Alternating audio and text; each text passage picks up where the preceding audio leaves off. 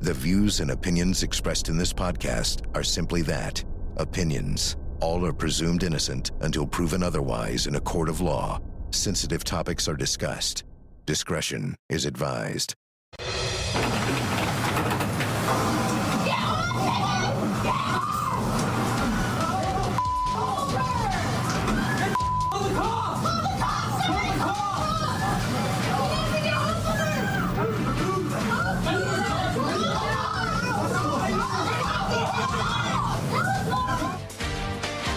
Was this attempted murder? The fate of parents Ihsan and Zahraa Ali will be in the hands of the jury as Verdict Watch begins today in the attempted honor killing trial. And a massive manhunt is underway for a murderer at Devil's Den Park in Arkansas. A couple killed in front of their young daughters. Some evidence now pointing to a premeditated attack. Plus, will Ghislaine Maxwell be freed while the former girlfriend of Jeffrey Epstein is urging the U.S. Supreme Court to overturn her sex trafficking conviction? And also coming up this hour, a woman shot 5 times by her estranged husband will be taking the stand. This is in the case against defendant Billy Delgado. So will her testimony tip the scales of justice? It's all coming up next for you right here on Opening Statements.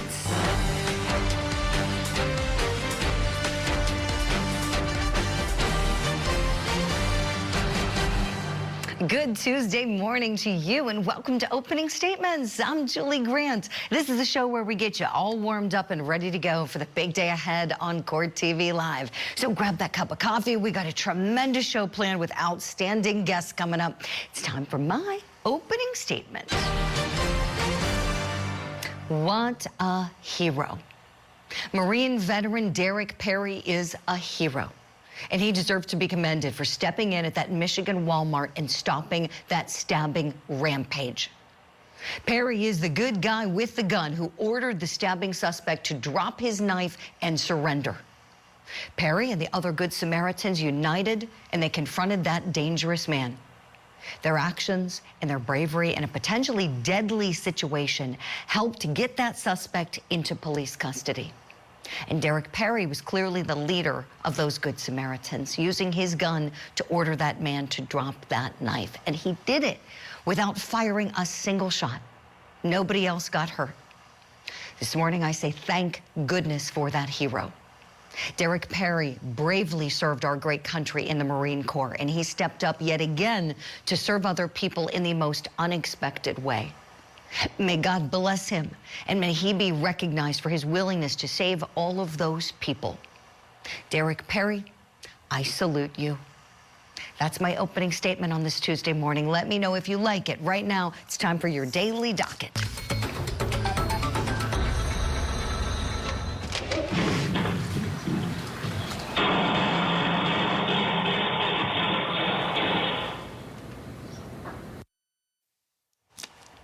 In Texas, we've got the assault trial for defendant Billy Delgado. This case resumes. He's accused of shooting his estranged wife, Erica, hitting her 5 times in her abdomen. Court starts back up at 9:30 a.m. Eastern Time. In Colorado, we've got closing arguments beginning in the Poison Shake murder case for James Craig. Remember him, the former dentist on trial there? Well, that starts up at 11 a.m. Eastern Time. The judge is only allowing us to film the opens and the closes, so we'll be bringing you that, of course. And in Washington, we've got a verdict watch. It's beginning at noon today, my friends, in the attempted honor killing trial. And that is, of course, our top story for you this Tuesday. So did those 2 parents try to kill their teenage daughter? That is the big question the jury is going to be answering when they go to deliberate today. The prosecution and the defense laid out their final words on Monday. Grabs her by the hoodie, and he places her in a rear naked choke, and we've heard that described with specificity. He takes her to the ground. He holds her in that choke for an extended period of time. He ignores those repeated screams and demands of no less than 6 kids. What does she do? She ran across a parking lot, through a crowd of kids, said that she could see her husband being punched. Not 30 times, not 40 times, towards the end. Stood there, as we saw in the video when it zoomed in, kind of with Mr. Wagner, Wagner goes in, frees the daughter. If that's attempted murder, we're all in trouble. That's the 53 seconds that we're talking about. That's the amount of time for all of this to happen where Mr. Ali allegedly formed the intent to kill his daughter. That's what they're thinking that he was doing. A man who called the police when his daughter was missing. What happened here, though? Isaiah got himself involved in this. He put himself in the situation and made it physical. Parents Ihsan and Zahraa Ali are both accused of the crime of second-degree attempted murder for this attack. And prosecutors said that it all erupted after they discovered their daughter Fatima had run away from home to try to avoid moving to Iraq, which was set to happen that same day. So, big question, has the state proven its case? Have they proven that this was an attempted murder? Let's bring in our legal expert. He's a two-time former United States attorney. He's also a former state-level prosecutor, and he's a heavy hitter in the private sector now, doing criminal defense work, William Ehlenfeld. William, good morning to you. Okay, what do you think? What is the verdict? Has the state proven these charges against these two defendants in your view? Good morning, Julie. Great to be back on the show. So this is a difficult case. Not that there's not a lot of evidence, and we've got the video, we've got all these eyewitness statements, and we've got great testimony from the people who were there that day who helped to release Mr. Ali's chokehold on his daughter. But there was a lot of chaos, and I think that's what the defense is hanging their hat on. This was a very chaotic incident, and we've talked about other trials on this show where chaos sort of takes over, and the jury has to, try to decide, what was the intent, and did the father react in such a way that was based upon the chaos that he was experiencing and all of the excitement that was going on, or did he truly have the intent to kill his daughter? And I think the tricky thing here is, how could a parent ever have that intent to harm their child, to kill their child? And there's a key piece of evidence that they're not allowed to talk about, and the prosecution is not allowed to talk about, and that's this arranged marriage, this honor killing, this honor marriage that that we know about, but the jury's not allowed to hear about. So to answer your question, Julie, I think that they will be convicted. I think both of these defendants will be convicted, but I'm not sure that they'll be convicted of second-degree murder.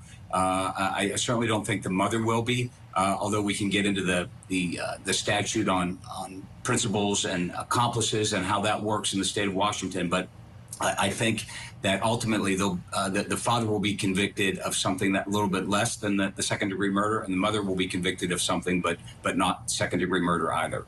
William, excellent analysis. I'm so glad you brought that up, because I'm in agreement with you. With Mom, I think it's harder for the jury to see it. I'm not saying they were wrong in charging it. I think by the letter of the law, they were probably exactly right to charge it this way on these facts. But it's hard when Mom is standing by. She's not stopping it, as we know, but the jury isn't seeing her actively hurting her daughter, as we're seeing the father doing here.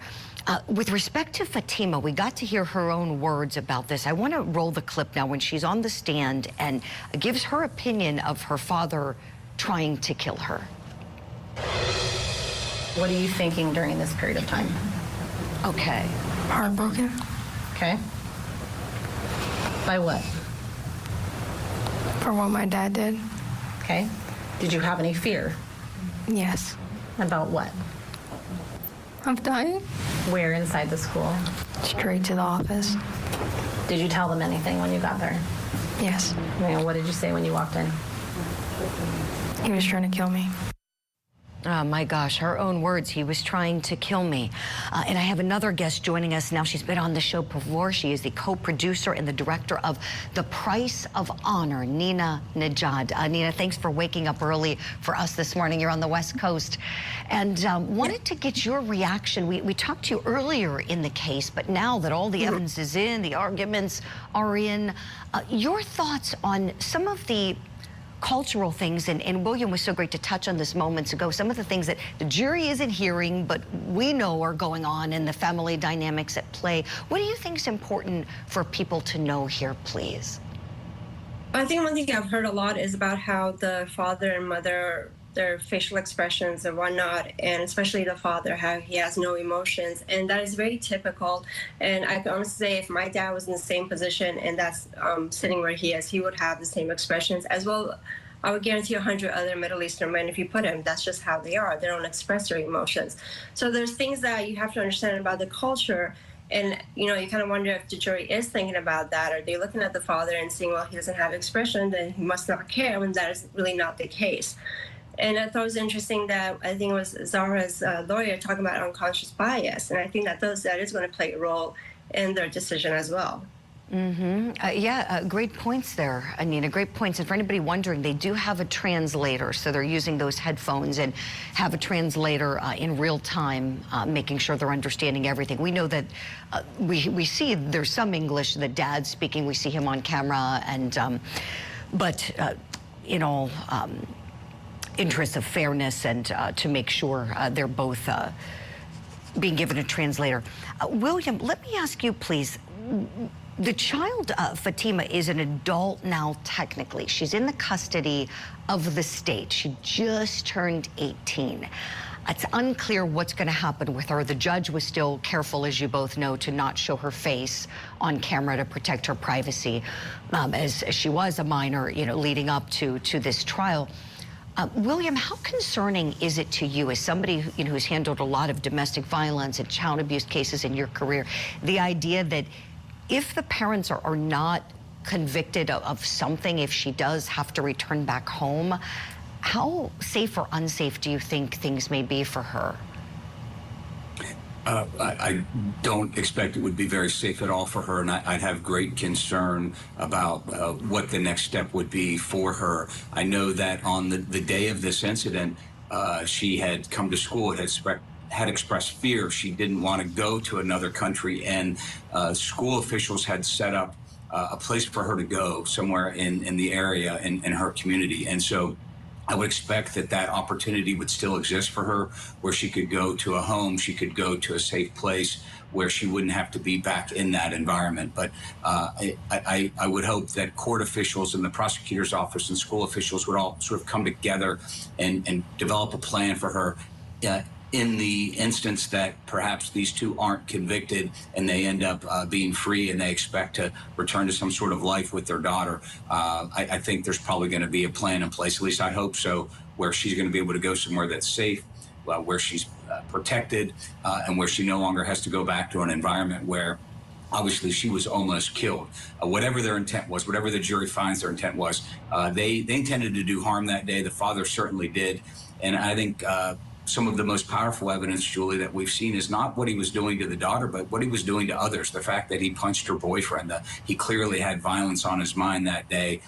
It's not a safe environment for the daughter, and I hope she doesn't have to go back to it. William, great points. I'm so glad you brought up Isaiah, because we saw coming from the defense a little bit of blaming of him. Oh, he started this, he was part of the problem. And on Monday, Nina, on Monday, we saw Fatima in court leaning on her boyfriend Isaiah's mother in the courtroom. Mm-hmm. What do you think the impact of that is, the interaction she's having with Isaiah's family on her own parents? Oh, it's a huge impact. I think it's a huge slap in the face to her family. And I wonder if the juries did notice that or not. But I think she's definitely making a huge statement that she wants nothing to do with her own family and that she's stepping away from them. Right. Nina, and I saw you were nodding when I was asking William the question about how legally, she's 18, if she doesn't have anywhere else to go and she goes back home. Tell me, do you have a concern as well with these parents? I saw you were nodding when I was asking her to go back and enter that house.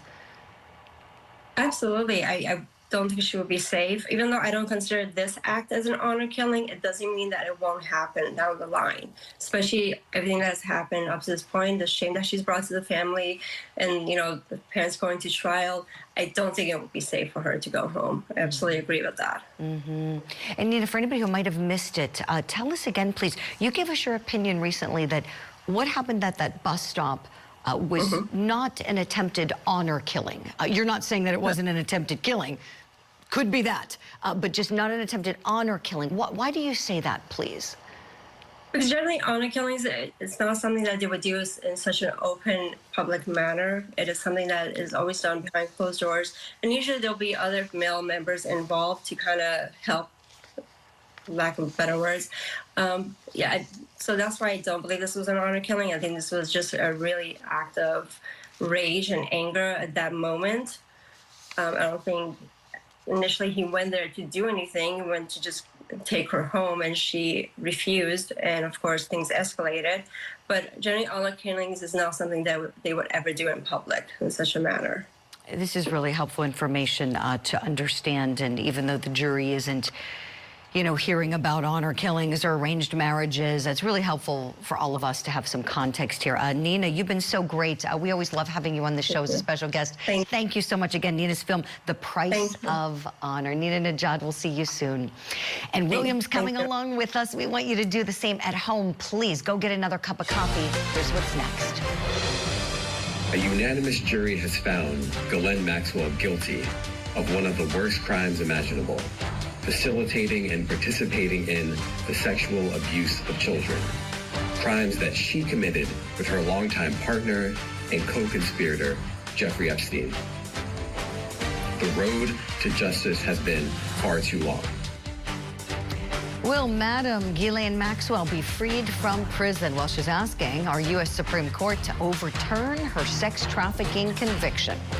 And a married couple murdered in front of their 2 young children at a popular state park in Arkansas. We'll have the latest in the manhunt for the killer at Devil's Den. The Court TV podcast will return. Welcome back to Opening Statements. Let's talk about what is trending in true crime. Arkansas police releasing a composite sketch in the manhunt for a murder at Devil's Den State Park. Have you heard about this case? Take a look at the sketch. So this was released last night. This is a person of interest. Police say this guy killed a married couple that was hiking in a remote area of the park, but that he left the couple's 2 daughters unharmed.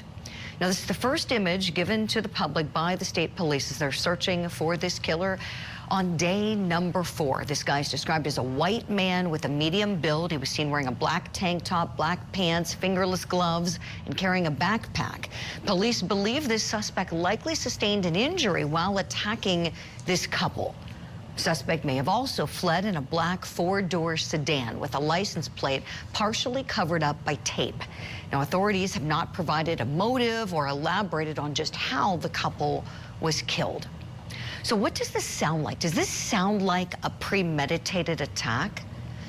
Wait till you see our power panel. Wow, I'm so glad to have him on the program this morning. Private investigator, former NYPD detective, and military veteran Manuel Gomez. I also have with me former NYPD detective and law professor Mike Alcazar, and retired NYPD detective, military veteran, and the host of the Rob O'Donnell Show, Rob O'Donnell. Great to have you all here on the program.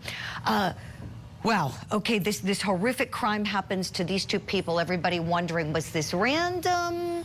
Was this guy setting out to do this killing? Manuel Gomez, would you kick things off for us, please? Unfortunately, there's not too much evidence out there being released to the public, but I do feel that this was a random killing. The thing that people need to be aware is that, unfortunately, as I said countless times, Julie, you need to protect yourself. If you're going to go into these state parks, they're not protected, okay? Especially Arkansas is an open carry state. And, you know, if you have that ability to carry a firearm, legally possess it, carry one. Or if not, at a minimum, carry something like this, which is legal in every state. It's a tactical assault pen. I carry it in court. You can fight with it, stab with it, and it'll protect you, and write with it as well. Okay, you can't go into these places by yourselves thinking you're safe, because you're not. The predators are there. You're so right. Manuel, you're awesome. I got to get one of those pens here for the studio. Thank you for that. Appreciate the safety tips. My gosh, in this climate we're living in, you never know. We're going to talk about it in the next story about the Walmart case. Rob O'Donnell, great to see you back. It was wonderful to join you on your show last week as we were talking about the Idaho 4 student murders case. Your show on Odyssey. Everybody be sure to check it out. And you served many years in the NYPD. What did you think when you heard this case? You think this is random, premeditated? Share your thoughts, please, Rob. Well, the fact that this couple recently relocated to this area shows that, pre-planning on this, or did he follow them from where they were coming from, is probably unlikely. But the fact that he did have some sort of tape masking his license plate, was he planning on some sort of crime? Most likely. I mean, there was some sort of premeditation there that something was about to occur. Why else obscure his plate with duct tape or electrical tape, which is seen on the surveillance cameras? That being said, you're dealing with two individuals hiking in very good shape. He's grown adults. It is not an easy task to take down two grown adults in decent shape. So I would think there was some sort of planning that he was looking to do something. If they were specifically targeted, or was it a random attack on anyone that was there, the fact that he left the children unarmed shows some level of consciousness that he did not want to harm children, or they were able to escape enough to where there was maybe other people around to scare him off before he was able to do anything. But these people individually targeted for a reason, I don't know, but the fact that there is some sort of premeditation shows he was planning something. Great points, Rob. Thank you for all of that. Yeah, these victims, Clinton Brink, 43, Kristen Brink, 41. The two daughters left unharmed, 7 and 9 years old, other with family. This morning, our hearts go out to all of them. Mike Alcazar, last but certainly not least on the power panel, your thoughts on this, please. I agree with both my colleagues that there was some premeditation. Again, he's masking his plate, so not specifically targeting perhaps these two people, but he was definitely planning on doing something, perpetrating some kind of a crime.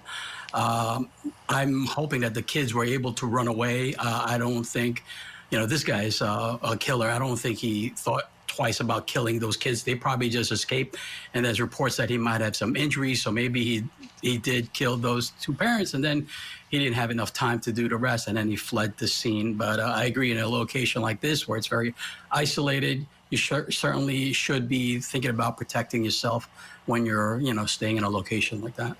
Excellent points, Mike, Rob, Manuel. Let's turn to another story. We'll continue following the Arkansas one and report any developments, but we've got to talk about what happened in Michigan, that community healing there after the stabbing at that local Walmart. A Marine veteran held the suspect at gunpoint in the store parking lot. Take a look.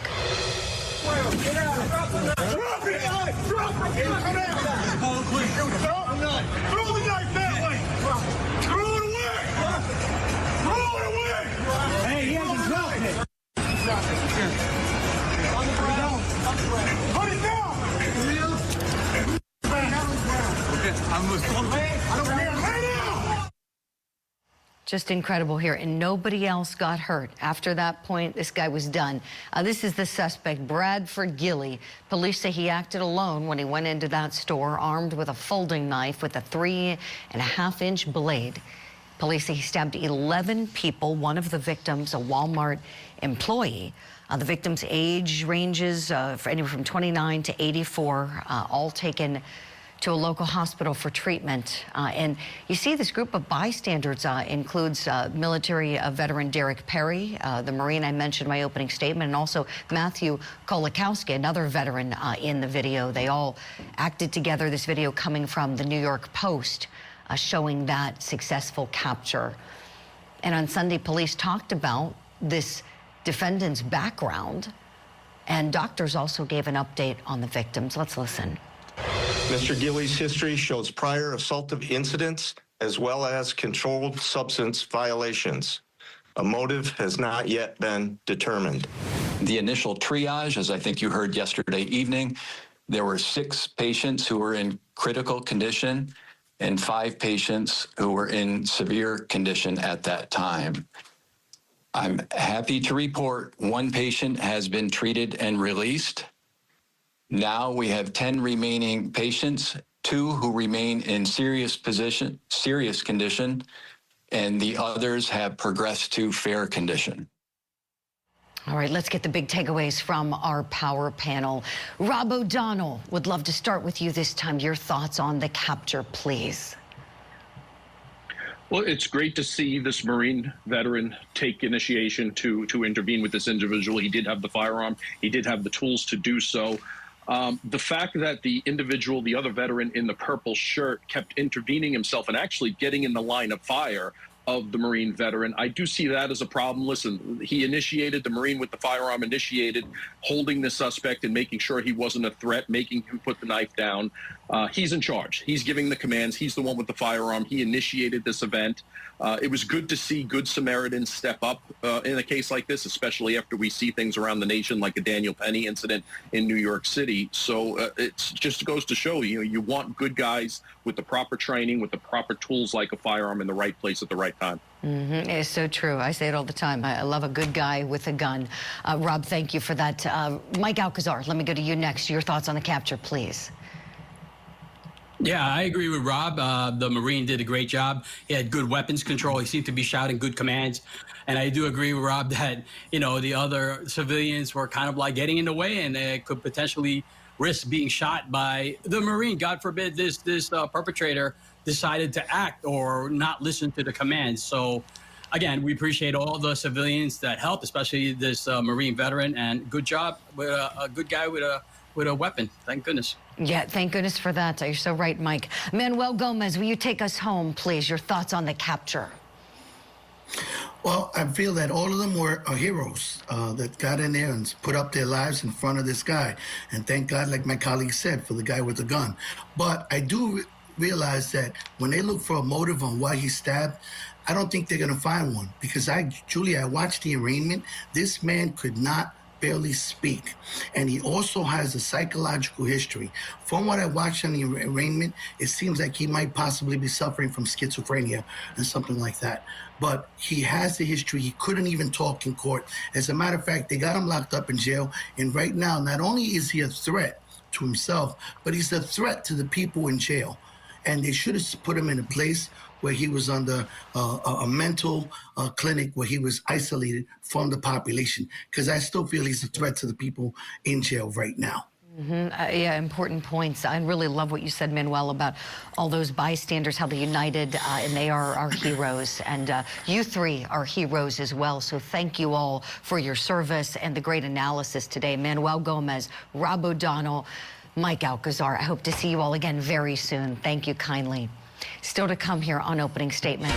Will Ghislaine Maxwell's sex trafficking conviction be overturned? We're spotlighting her case and the information she may be giving up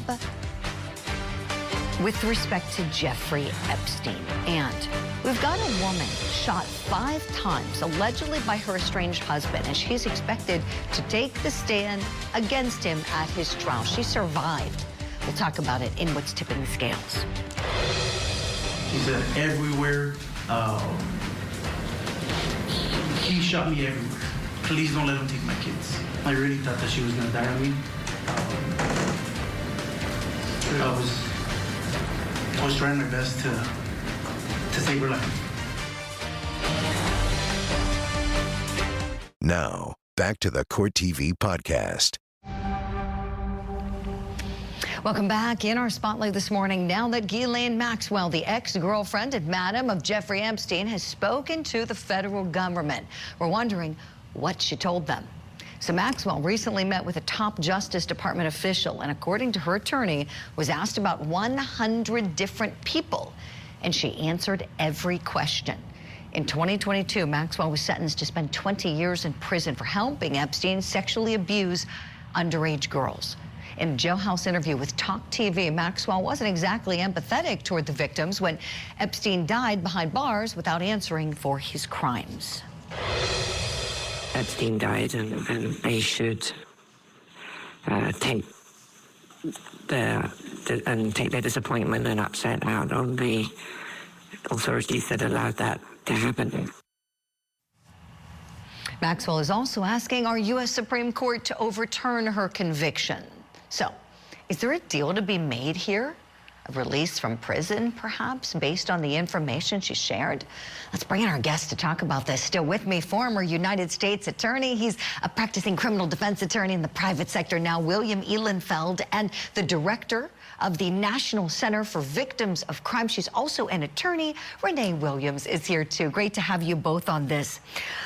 William, let me start with you here, please. The possible things that could come out of this meeting. I think everybody's wondering, so what happens? Is it a release? Is it, are more people going to be prosecuted? Tell us what we should be thinking about, please.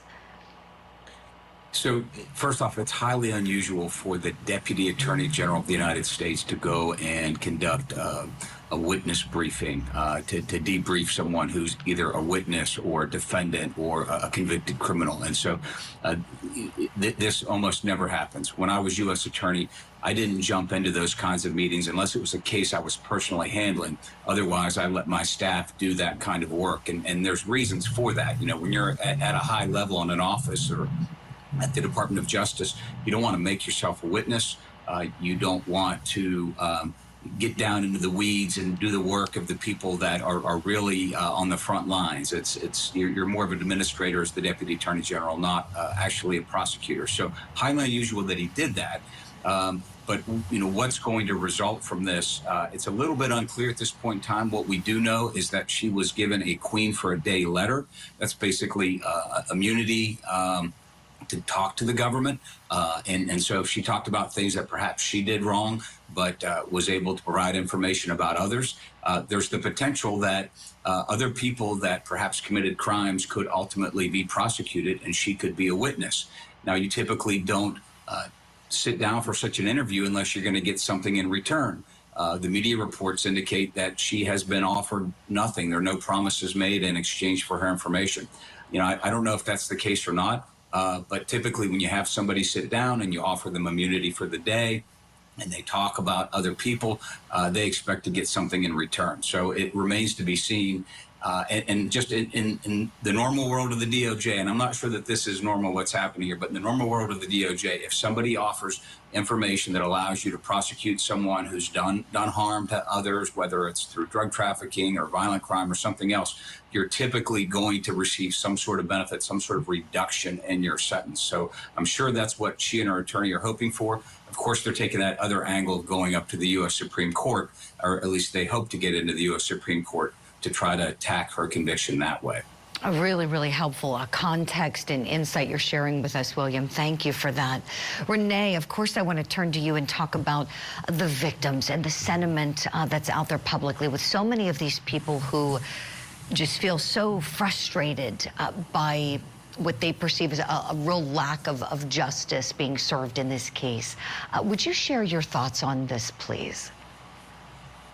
Sure. Well, I think there are many, many victims that we probably don't know about. And that is because what happens in trafficking is that traffickers groom their victims. And so there are a lot of women who are probably still very afraid to come forward because there's some very powerful men out there. We don't even know the scope or the breadth of what the files say.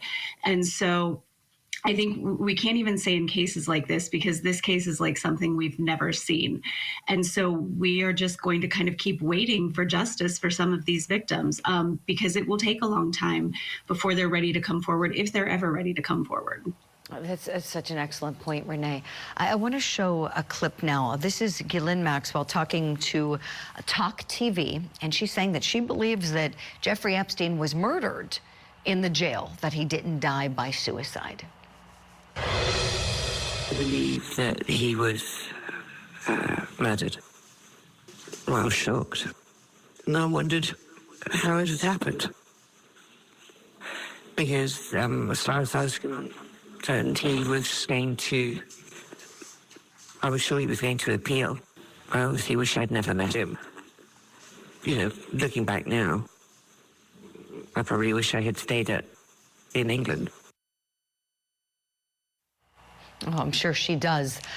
Renee, staying on this topic of the victims, his death was such a blow, I think, to so many people who were interested in seeing him prosecuted and essentially, you know, publicly destroyed for the crimes that we know that he committed based on the evidence and things that were done in the past. If he got a sweetheart deal on, we won't even go there.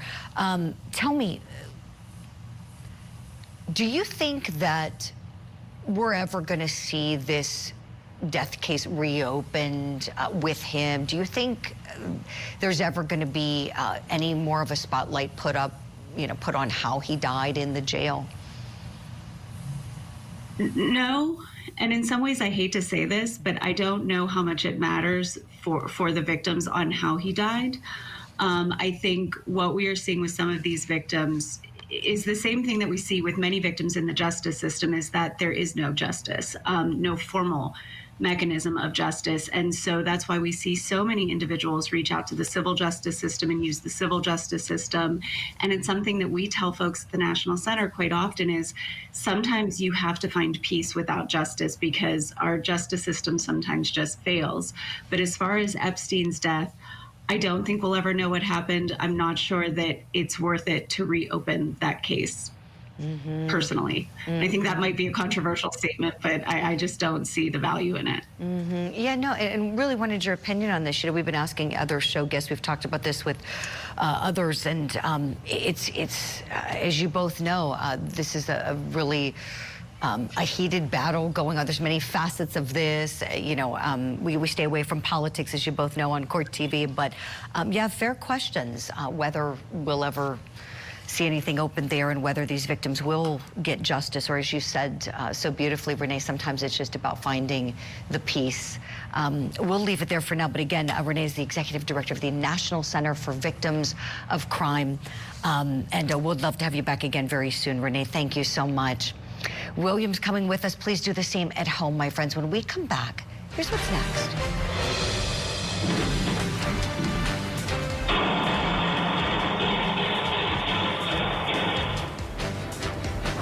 So caught on camera, a woman is shot multiple times by her estranged husband. We're talking about the newest assault case happening against defendant Billy Delgado, and she's set to testify against him today.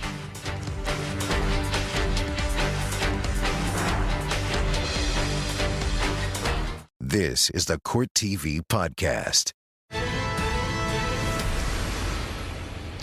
A woman who allegedly survived a shooting at the hands of her husband is who could be tipping the scales of justice today in our newest trial out of Texas. The shot 5 times murder case resumes this morning. Billy Delgado accused of shooting his ex-wife while she was picking up their daughter. And before we talk about the possible impact the victim can make on the stand, here's more on the background of the case.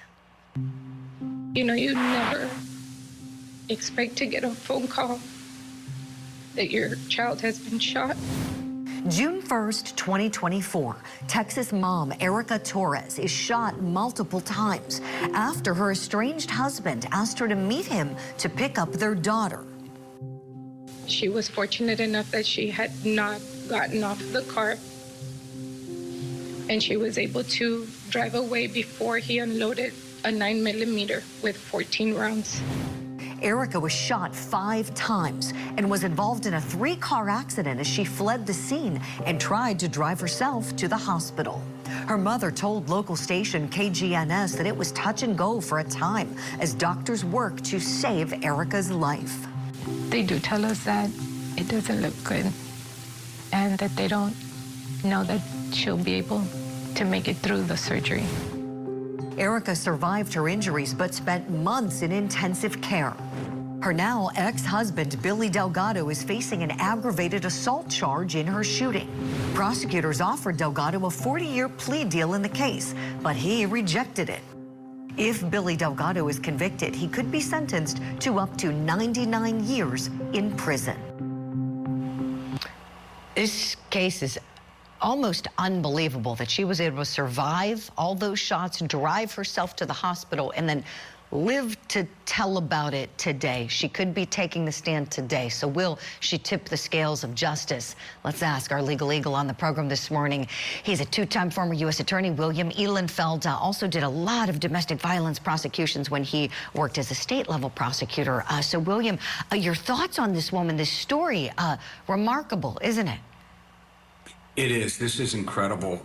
It's just hard to believe that someone would do that to the mother of his child. And he made a statement that's come out in some of the evidence that he did this for his daughter. It's just reprehensible what he did. The video is shocking. And, I had a lot of domestic violence cases at the state and federal level. I never had any case quite like this one. This is just shocking.